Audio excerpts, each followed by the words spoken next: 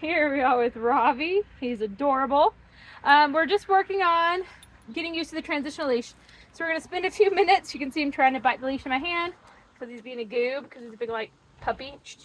And I just was playing back with him like, nope, I'm not playing that game. I guess I shouldn't say playing back. I was just pulling opposite direction so he doesn't have time to put it in his mouth. Right now we're practicing our patience. This is a really, I can tell already it's gonna be a hard one for Ravi. He really wants to go and move, but right now he's biting the leash, so I'm just wiggling it back and forth, making it uncomfortable in his mouth so that he doesn't want to do that. It's not his job to walk me, that's going into leader mode. It's my job to walk him. And so right now we're practicing patience. Every time the Ravi stands up, I'm gonna lift up the weight of an apple with the leash, which he's sitting now so I can't do it. And as soon as his bum goes back down, I will release that pressure.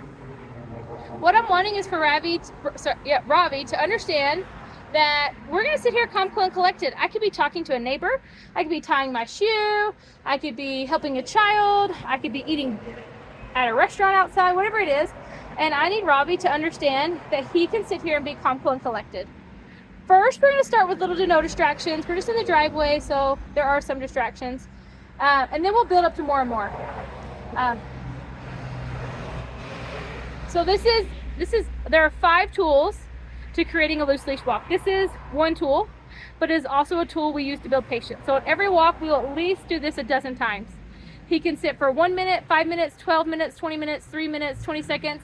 You'll kind of just play with it. Every time will be different, and we're just working on building that calm, cool, and collected behavior of him just chilling here no matter what is going on. So we just need him to learn to be patient and to not want to run and jump on people or to greet people too excitedly. We just want him to just sit here and let people come and go, but to do his thing. So you can see Ravi is wearing our transitional leash. When you pick Ravi up, I'll have you pick one. We have a couple of different sizes and colors to choose from.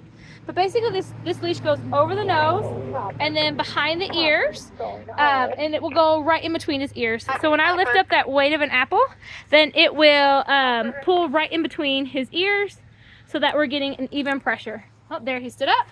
So I'm just lifting up as if I'm picking up an apple. Super, super lightweight. I'm not saying any words. I know that if I said the word SIT, Ravi would put his bum down, but I'm not doing obedience training. I am doing behavioral training. I need Ravi to learn to control his impulses without me nagging him all the time.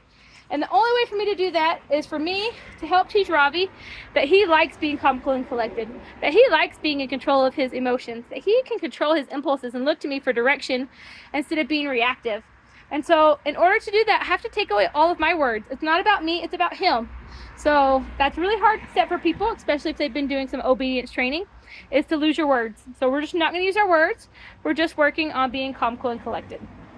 So one of our 5 tools is this patient reset, where he can, as long as his bum is down, he can be a sitting or down, but I don't tell him anything, I lift up that weight of an apple. We're gonna go for a walk. To get him to walk, you saw me do a little tug on him there. When on our walk, the most important parts are me.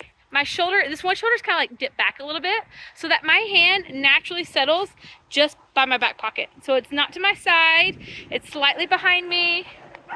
So that way we can be, he wants to go that way, that's too bad. We can be collar to leg. Sounds good. Can I see how you hook that up? Yeah, absolutely. Hi, buddy. So he's just gotta put his bum down first. So let him sit first. There Okay. you go. Now you can check it out. Okay. Yeah, it just goes over his nose and behind his ears. Okay. And then every time I pull up, you can see there's a bigger gap that happens right here behind his head. Yep. That's creating the pressure. And as soon as I release, the pressure goes away. Okay. So right now we're teaching him how to wear it. This is actually his first day wearing it. So they have those inside? Yep, they have them right behind the desk. And on the back of them is a QR code you can scan for a video of how to use them, and there's a picture of how to put them on. Okay. Awesome, thank you. All right, the payment didn't go through. All right, so someone was just wanting to check out the cool leash. So I want his collar to be at my leg. So right now I'm giving little flicks because he wants to go back and play with his friends. And he just got to have free play, but now it's time for training. And so I'm just giving little flicks. That's tool number 2, is the flick. Flick, flick. There we go. So my hand is by my back pocket. My arm is straight down. My leash has like a J shape to it so that it's loose, but it's not too loose. If my leash is too loose, Ravi will be able to get in front of me and he won't be able to see me out of the corner of his eye. So he won't know if he's 3 inches in front of me or 10 feet in front of me, right? I need him to learn how to see me out of the corner of his eye. So we need this partnership walk side by side so he can learn to pay attention to me. Whenever he creates even the slightest pressure right there, I'm gonna flick, flick, flick until there's no pressure. So if I'm flicking now, he can't even feel it, right? No pressure. So 2 was a flick, 1 was a reset. You lift up the weight of an apple. We just wait for Ravi to put his thumb down. Sometimes it can take 10 minutes for them to put their bum down, and that's okay. He's got to work through the process on his own, and we can't command him. We just have to be patient. So we're going to chill here until he does it.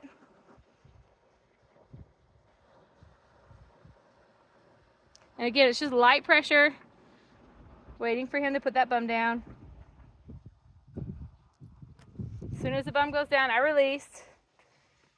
And then I like to wait here for as long as it took him to put his bum down so he can feel how good this feels and that this was all that I was wanting, was just a patient.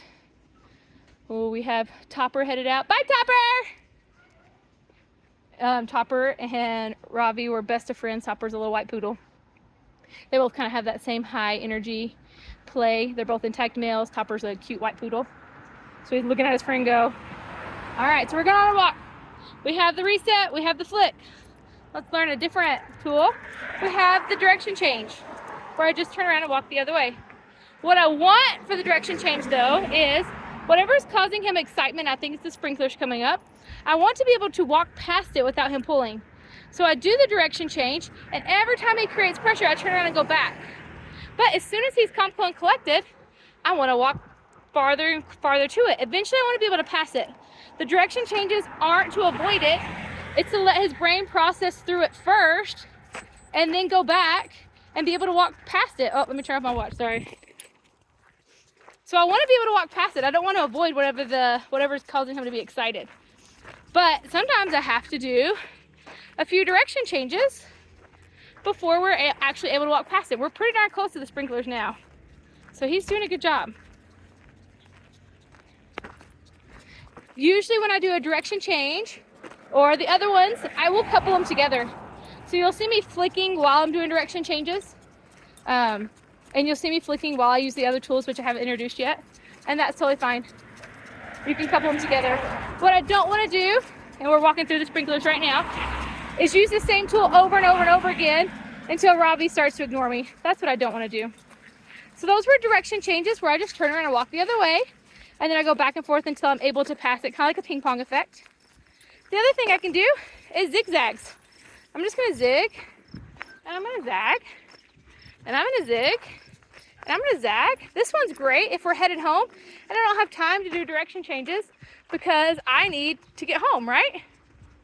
So all I'm doing is I'm zig and zagging back and forth so that he has to pay attention to me instead of just doing whatever he wants and heading home. I want him to learn to pay attention to me. So we just switched sidewalks. So I just want to feel it for a second. You just feel it with your hand, feel it with the back of your hand. All right, we're good to walk on it.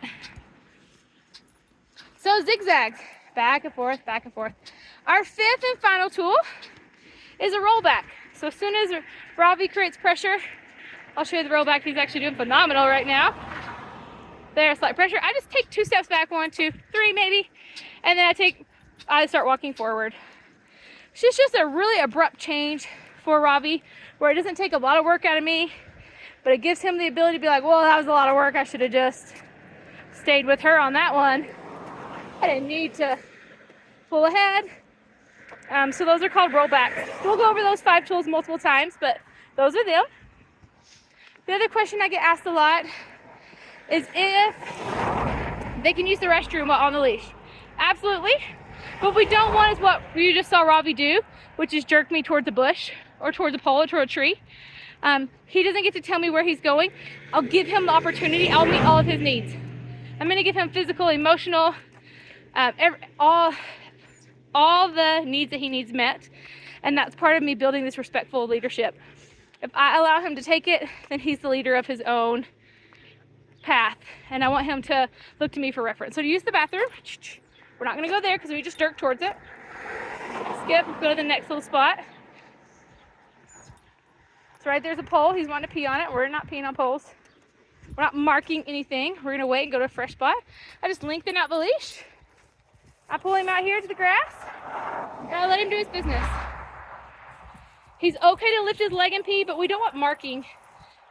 We don't want purposeful marking. So there, now that he's done using the bathroom, I just put that leash right back down. Purposeful marking would be someplace you know dogs go all the time, right? The fire hydrant, this bush right here with a post in it that he really wants. If we passed another dog, or if there's a dog in the yard barking, we're not gonna pee in any of those moments. We're gonna wait until there's just a nice open spot where I can easily clean it up and it's not in someone's yard, and we're gonna use the bathroom there. But it's not a long thing. I'm not following him around. It's not like a pull me a long walk. It's I let my leash out. Here's your space. Use the bathroom if you do, awesome. If you don't, that's great. Then we go right back to this loose leash walk where we walk together and we use those 5 tools. So again, my shoulders kind of back a little bit. My hands by my back pocket. It's straight down. You can see this nice J in the leash. And I want to make sure I correct the slightest pressure. I don't care if it's like a fly's landing on me. I need to correct it. He won't be able to graduate and continue to move up in his training at home if we don't help him figure out how to control his impulses and not have any pressure on a leash. Oh, there's a car coming. Sorry, Robbie. So I want to make sure that he's really getting the hang of just walking with me. I want to be able to stop and him stop, which we're not there yet, and that's okay. I want to be able to turn around and go the other direction and him just follow me, and it just be like this super awesome simultaneous connection that we have. And the only way to get that is for this right here. We do this nice loose leash walk. I should be able to walk faster. I should be able to slow down. Yeah, so any speed you go, we want to work with him on that and get him used to just going our speed, paying attention, seeing us and keeping up with us. So during our training, and again, I'll repeat everything, but during our training, we do 4 steps: free play, training walk, bed, reflect. Right now, we're doing the training walk. The free play would be, oh gosh, excuse me, sorry.